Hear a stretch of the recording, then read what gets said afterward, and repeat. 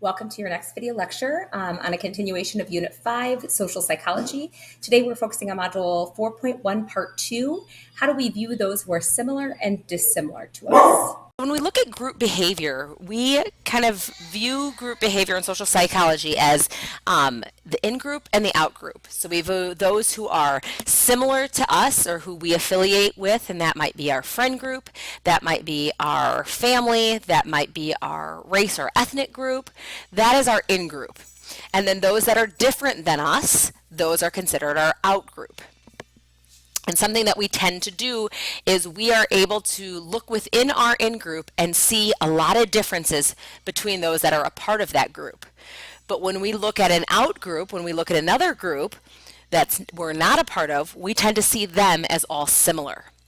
For example, let's say that you are a part of the cheerleading in-group and an out-group is, let's say, the softball players.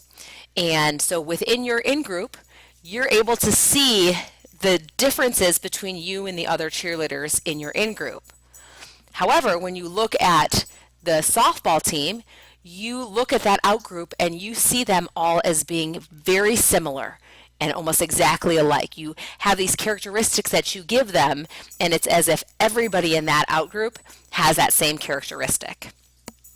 This also is evident when we look at different racial groups that we see as our in-group versus our out-group. And there's something called the other race effect that they found very young. We are able to distinguish the individual features of individuals in our own in-group or the same race or ethnicity that we have. But when we look at out-groups or we look at other races and ethnicities that are not like us, we have difficulty seeing differences within the facial features of individuals in that group. So that's one of the reasons why when we describe somebody who is the same race as us, we just will describe their features. However, when we describe somebody who is of a different race than us, the first thing that we start with is what their race is or what their color is when we go to describe that individual. This also leads us to have a little bit of in-group bias. It's natural for us to feel like those people we connect with most, we have most support for, or we feel most connected to. We feel are better than the other groups.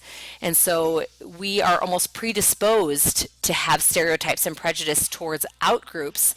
It's inherited, through our ancestors. It was important that you had this pride within your in-group and thought your in-group was better and stronger in order to aid in your survival. So these stereotypes and prejudices are embedded in us naturally because we are a part of an in-group and we view others as our out-group. When we look at what stereotype and prejudice looks like, we kind of look at it within what's called a pyramid of hatred. And this is kind of the building that happens for hate that occurs in those who we view as our out-group. So it all starts with stereotypes. And these stereotypes are just beliefs about groups of people. And some of these have truth to them and some of them don't have truth to them. Many of them don't have truth to them. But we all kind of share a similar understanding of certain stereotypes that different groups of people and cultures share. Stereotypes then lead to prejudice. So you have to have a stereotype before you can have a prejudice. So you have to have a belief about a group, sometimes accurate again, but oftentimes overgeneralized, in order to then have prejudice towards them, which is a negative attitude toward another group.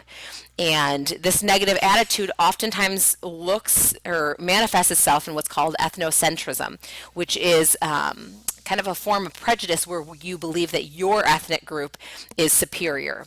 So it's almost like in-group bias for just your particular race or ethnicity.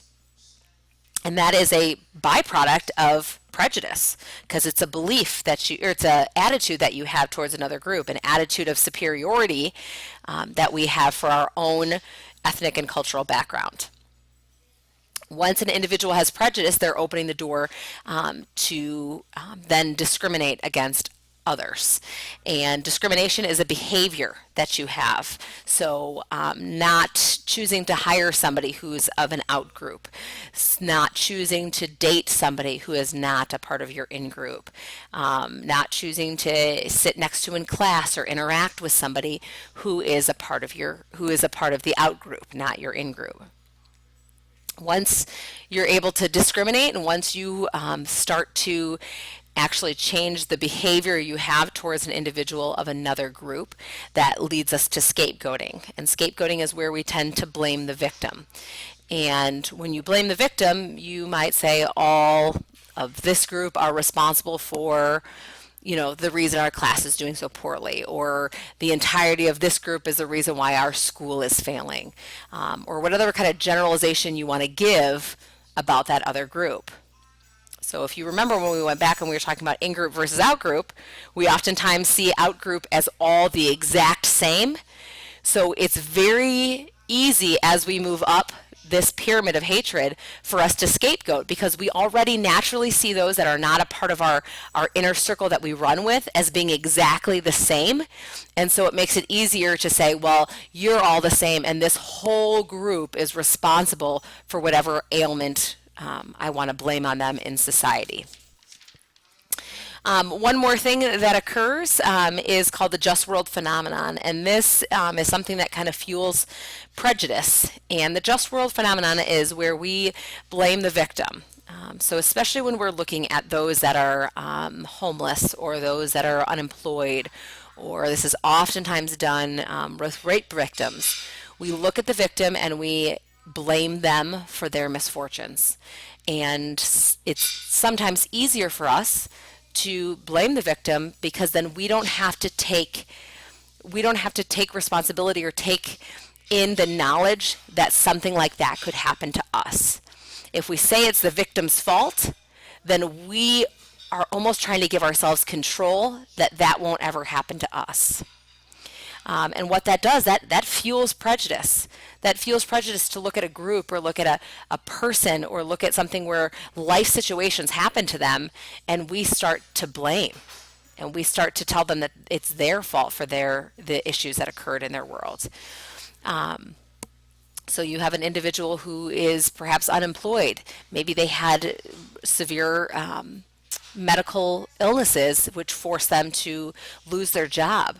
Well, when we blame that person and blame them for being lazy, or we use that fundamental attribution error and say, you just don't want to work hard, and fail to see that situations sometimes cause unemployment or sometimes cause negative things to happen, that leads us to continue to blame that victim. And that leads us to lack empathy, all as a way of protecting ourselves from having to face the fact that maybe in our lives that could happen to us.